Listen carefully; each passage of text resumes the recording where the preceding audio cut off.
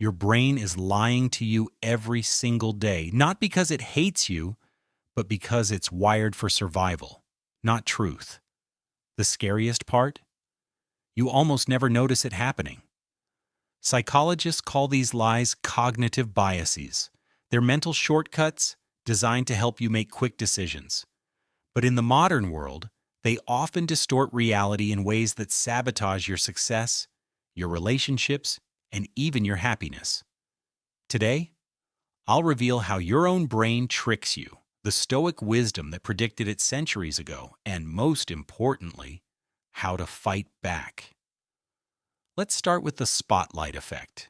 Researchers once asked college students to walk into a classroom wearing a ridiculous t-shirt, a giant photo of Barry Manilow. The students were horrified.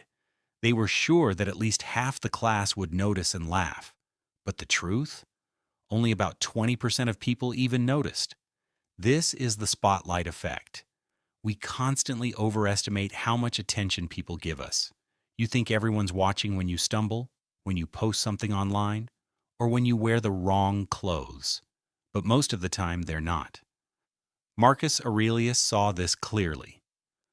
You're worried about what others think of you, yet they barely have time to think of themselves. Once you realize the spotlight isn't nearly as bright as you imagine, you stop performing for others and start living for yourself. Now let's talk about another bias, loss aversion. If I offered you $100 or a coin flip where you could win $250 or lose $100, which would you take? Most people grab the guaranteed $100. Why? Because losing hurts about twice as much as winning feels good. And this bias shapes your life more than you think. You avoid investing in yourself because you might fail. You avoid applying for that dream job because you might get rejected. You avoid opening up because you might get hurt. But here's the paradox. Standing still is the biggest loss of all. The Stoics taught us to focus on what's in our control. Our effort, our courage, our choices, and let go of what isn't. When you let fear of loss control you, you surrender that power. Here's another trick your brain plays: anchoring. Imagine I show you a sweater with a $500 price tag. Outrageous, right? But then I tell you it's on sale for $200. Suddenly it feels like a bargain. Why? Because your brain is anchored to the first number you saw. Even though $200 for a sweater is still expensive, the anchor of $500 makes it feel cheap. Anchoring doesn't just happen in stores. It shows up in salary negotiations, in relationships, even in how you judge your own worth. The Stoics warned against this kind of illusion. Epictetus wrote, "Wealth consists not in having great possessions, but in having few wants." Anchors blind us into wanting things we don't even need. Another dangerous glitch is confirmation bias. Your brain isn't a judge searching for truth. It's a lawyer, defending whatever you already believe. If you think people are out to get you, you'll notice every little slight that proves you right.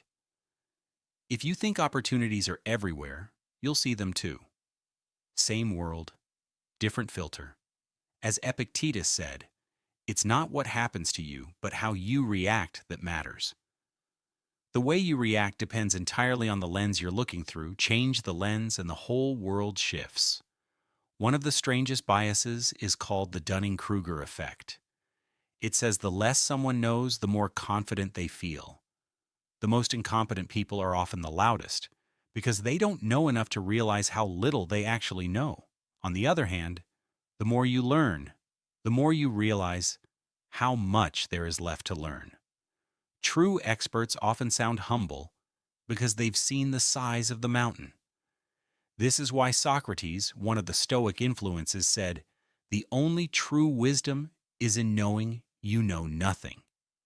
The Dunning-Kruger effect reminds us to stay humble, stay curious, and never mistake confidence for competence. Now let's look at the framing effect. Imagine I tell you that surgery has a 90% survival rate. You feel reassured. But if I tell you it has a 10% death rate, you feel terrified. Even though it's the exact same statistic, This is the power of framing. The way information is presented changes the way you feel about it. Stoics trained themselves to see reality without the frame.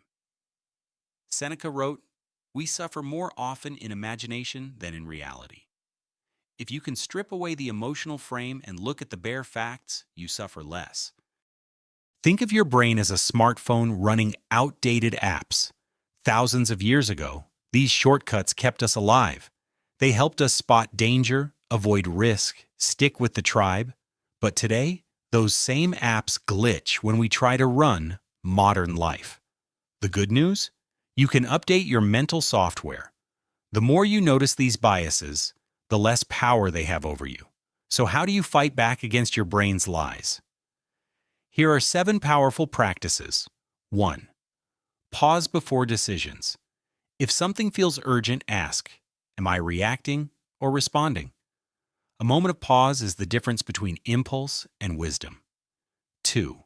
Take small risks daily. To fight loss aversion, lean into discomfort. Speak up at a meeting. Start the side project.